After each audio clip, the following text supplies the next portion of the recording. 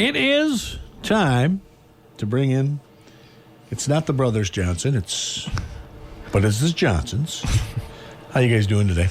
Good. How you doing, Randy? Well. Doing very well. This is Vibrant You.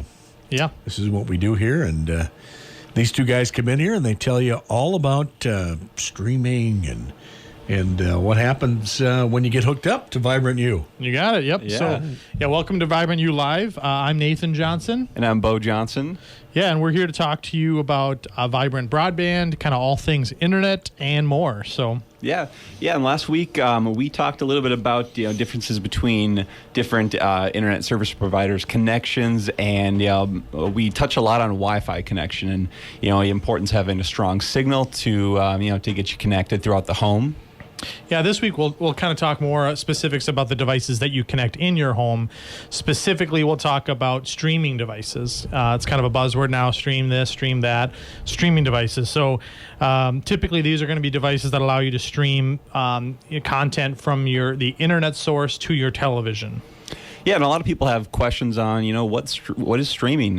It's a term that you hear quite often, and in the past people are used to having their connection for TV through a cable, through a satellite, and essentially what streaming is, it's being able to stream your content over the internet rather than having a hardline cable or getting your signal via satellite. Yeah, kind of. The buzzwords nowadays, too, is allows you to kind of cut the cord or ditch the dish. So, like Bo mentioned, prior to having reliable internet fast enough to stream video, is you pretty much were at the mercy of the cable provider that was in your area and what programming they had, or the satellite signal you could get and what programming they had. Well, with streaming, you pretty much have as unlimited options. I mean, and you can find any kind of movie or show you're looking for. There's usually a place to find it, so... Yeah. I don't know. Do you guys remember going out to rent movies? I used to love renting movies, but those days have kind of come and gone, it seems like. I think I still have some late fees that are unresolved, so... Yeah, please be kind, rewind, all that stuff. Yep. So, I mean, a lot of people... think that they aren't familiar with streaming, or I don't know how to stream, I don't want to stream, it's too complicated.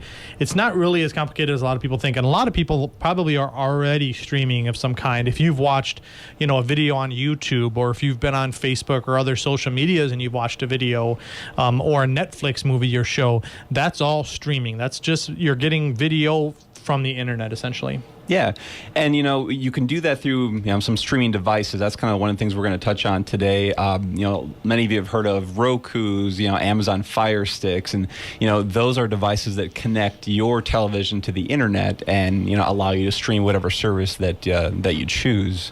Yeah, and essentially those kind of devices, they'll need two things. They'll need a good internet connection from your internet provider, which we talked about the last couple of weeks, and then you'll need a good strong connection to your Wi-Fi wireless router in your home.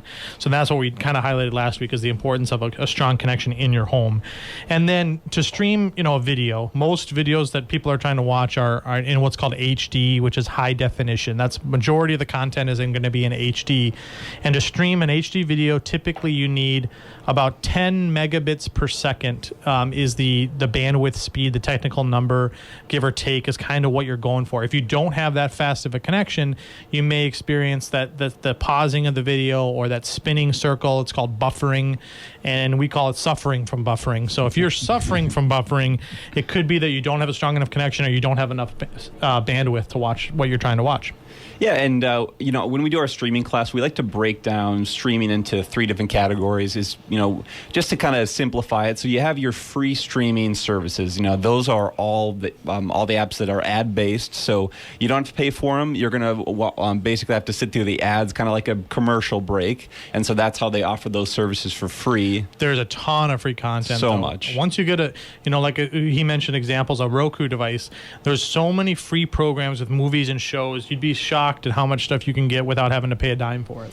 Yeah, and then there's also on-demand original content, and that's Netflix, Amazon Prime, HBO Max, and what those are is your TV shows, your movies that are on demand. So when you have that service, you can stream all those whenever you want to without sitting through any advertisements.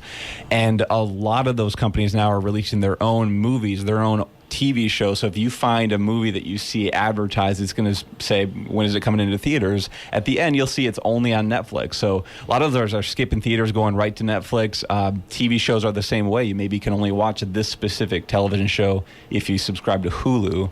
And then the other, the other form of streaming is live TV replacement. So that's something like YouTube TV, Direct TV Stream. Now, what that's going to be is a replacement for your typical cable and satellite service, and that's going to have an abundance of options. That's a replacement. Yeah, that'll have your local channels. The what we're used to: CBS, NBC, Fox, all the locals, and then a lot of the most popular cable channels: your ESPNs, your TNTs, your Hallmarks, your Histories, all that stuff. So that's going to be the replacement. If you're used to watching live TV, if you have cable or dish, and you're looking for maybe something a little more affordable or something with a little more freedom, then those options are going to be a replacement for that. Yeah, what's kind of cool is a lot of these companies will even categorize it. So they'll say, if you're a huge sports fan, this is the package that you want to get. Depending on what you watch, they kind of categorize those. So you can do a lot of research and figure out what fits what you watch, and that might be different from what your family members watch. So it's very customizable.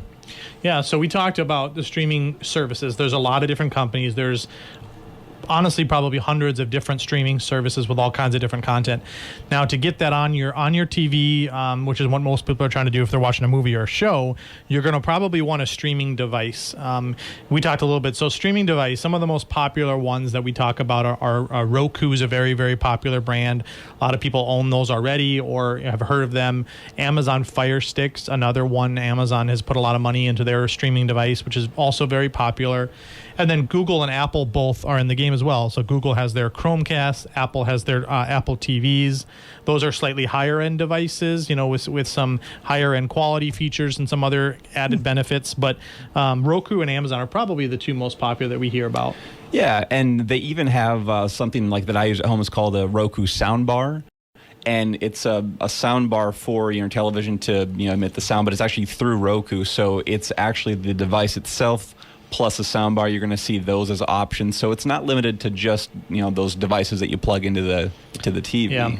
And so these types of devices, the Fire Sticks, the Rokus, the Googles, the Apple, those typically come with their own remote. It's a pretty simple, small remote with just a handful of buttons. Mm-hmm. They try to simplify it and break it down to just, a handful of buttons so you don't get too confused. There is another company, Bo mentioned a little earlier, DirecTV Stream. DirecTV was in the satellite game for a long, long time, but they also have their own TV service, and they have their own streaming box you can get. What we like about that one is it's going to be the most familiar setup and remote for those that already use cable or dish, because it has all the channel numbers, channel buttons. It's got your rewind, your fast forward, your record button, your TV guide button. It is kind of made for people that are comfortable with what they've been using in the past. Maybe they're intimidated by streaming. This is going to let you stream and you wouldn't even know it because it operates so similar to what people are used to. Yeah, we have a lot of people that stop in and talk about streaming with us. We have DirecTV Stream in our lobby, so we show them how the setup works, how the remote works, and one of the cool things is they really don't notice a difference from what they've been using with their old cable and their satellite. It's something that's really streamlined, really easy to use. So, just taking a few minutes to walk through it is really beneficial to a lot of our. I'll tell you how easy it is. That's the one I use. Oh, yeah? All right. That's how easy it is. Well, if Randy can do it. If Randy can do it. Exactly.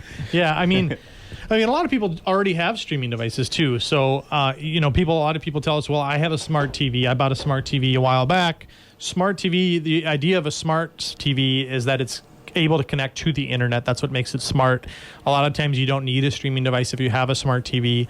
However, smart TV software, technology changes relatively quickly these days. You usually recommend upgrading your streaming device every handful of years at best. And so I talk to a lot of people and say, well, I might need a new TV. My TV software is running slow. My remote's not very responsive. I can't get the programs that I want. I can't find this, can't find that. So I need a new TV.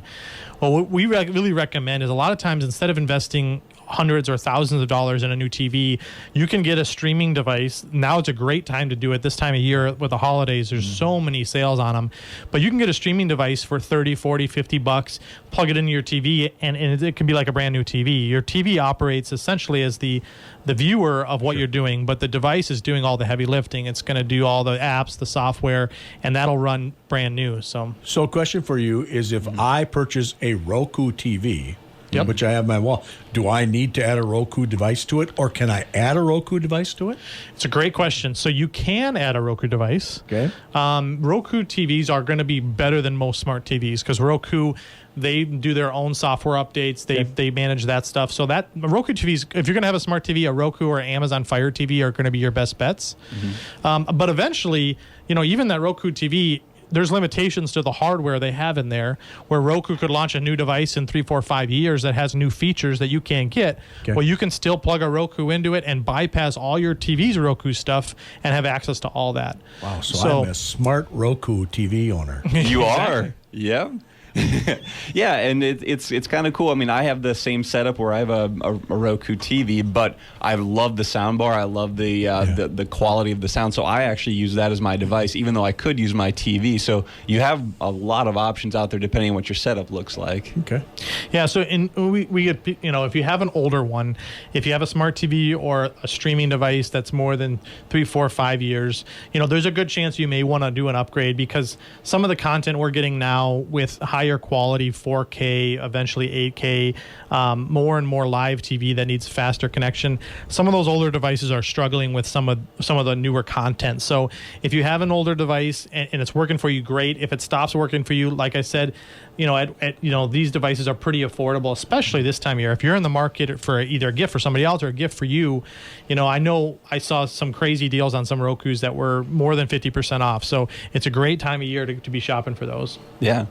Unless you're looking to increase the size of the TV, a lot of times this is a great fix for it. You're going to notice a huge difference in quality on those newer devices if you're running something that's maybe 3 to 5 years old. Yep. Yeah, so like I said, if you think you need a new TV, unless you're looking for a different size or there's a new feature specifically for the TV, a lot of times you're better off actually getting a streaming device, which upgrades your TV right there. So yeah, and I know we covered a lot here today, but if you have more questions, and we are doing our Dreaming of Streaming presentation this next Wednesday, November 30th, from 5:30 to 6:30 at the Meeker Co-op here. Yeah, those events, we've had a lot of them, and they've been very popular. We've kind of tipped the tip of the iceberg here with streaming, but at those events we really deep dive into the different platforms, the different services, the devices. We have a couple TVs actually set up. We can show hands-on, how they work, how the remotes work, how the services work. We have some people come multiple times. If they've come once, they have more questions, always come back, and those are completely free. You don't have to have Vibrant service or sign up for Vibrant. You don't have to be a member of Meeker Cooperative. They're right in our office here on Highway 12, but those are free to anyone. So if you have questions or if you are interested in learning more, please stop by. Yeah, and then we also want to remind you about the promo we have with our referral program. So if you refer someone to Vibrant, not only are you going to get the $25 credit, but you're also going to get your name entered in a drawing to win a 55-inch 4K Roku TV. Yeah, so if you're looking for a new TV, like we mentioned, or you're looking for a new Roku, you can kind of do 2 for 1 and get in a drawing to win a brand new Roku TV. So also, we would love to hear if anyone has questions about any of the topics we've covered already, or if you have a suggested topic, something you want to learn more about Vibrant or about the internet, certainly give us an email. Our email address is vibrantulive@meeker.coop, and that's Vibrant, the letter U, LIVE, at meeker.coop. Yeah, or you can give us a call at the office. Our number is 320-693-3231. Also, you can visit our website, vibrantbroadband.com. We have all our information there. We have links to streaming questions that people have, kind of a frequently asked questions. We have links to the stream presentation that Nathan and I do. So if you can't make it to the event, you can actually watch that right on our website. Yep, and then also like us on Facebook, Vibrant Broadband on Facebook. We're going to be reposting all these radio shows on there. So if you missed a previous topic, or if you found this one interesting and maybe could benefit a friend or family member, we'll be posting this usually the day after on our Facebook page. So Yeah. Well, thanks, Randy, for having us. Thanks for listening. My name is Bo. And I'm Nathan, and we are still not brothers. But tune in next Wednesday and every Wednesday at 10:30 for more Vibrant U Live. Vibrant Broadband. It's snorting fast.